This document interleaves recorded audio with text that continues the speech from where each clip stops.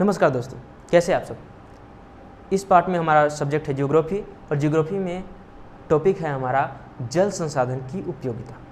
जल संसाधन की जो उपयोगिता की बात करते हैं तो हम सभी जान रहे हैं कि हमारे जीवन में जल के बिना हमारा जीवन संभव नहीं है, यानी कि जल ही जीवन है, वाटर इज लाइफ।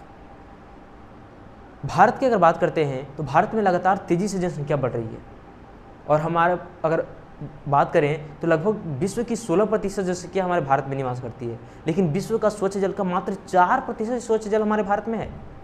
ऐसी स्थिति में स्वतंत्रता के बाद हमारे देश की जनसंख्या 3 गुनी बढ़ गई है और लगातार तेजी से बढ़ रही है।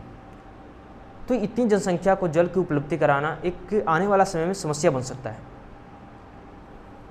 1951 में प्रति व्यक्ति जल की उपलब्धता 5177 घन मीटर था, लेकिन वही 2001 में देखा गया तो 1829 घन मीटर हो गया था, जो कि आने वाला में संभावित समय में अनुमान लगाया गया है कि 2025 में 1342 घन मीटर रह जाएगा।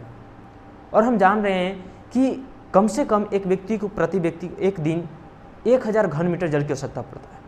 अगर ऐसी स्थिति में इसी तरह से जल का स्रोत घटता गया तो आने वाला समय में जल संकट जैसी समस्याएं हो सकती है और हमें जल को आयात भी करना पड़ सकता है।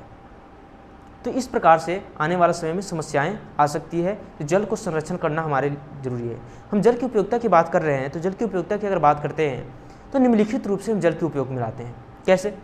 जैसे कि अपने दैनिक जीवन में पेयजल के रूप में जल का उपयोग करते हैं, उसके साथ साथ कृषि में सिंचाई के रूप में, मत्स्य पालन के रूप में, उद्योग में एवं अन्य रूपों में अगर बात करें वानिकी में जल का जो खेल होता है उसमें, उसके साथ साथ जल विद्युत प्राप्त करने में और जन स्वास्थ्य में, उद्योग धंधा में, इस तरह से जो है हम जल को उपयोग में लाते हैं।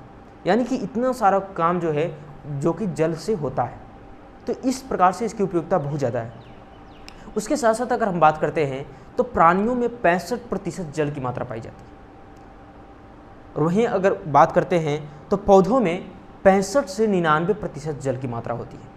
तो इस प्रकार से देख सकते हैं कि जल की उपयोगिता कितना अधिक है और उसके साथ साथ हमारे लिए जल महत्वपूर्ण कितना है और आने वाला में समय में जल संकट की समस्याएं हो सकती है, इसलिए हमें जल संरक्षण की भी आवश्यकता है।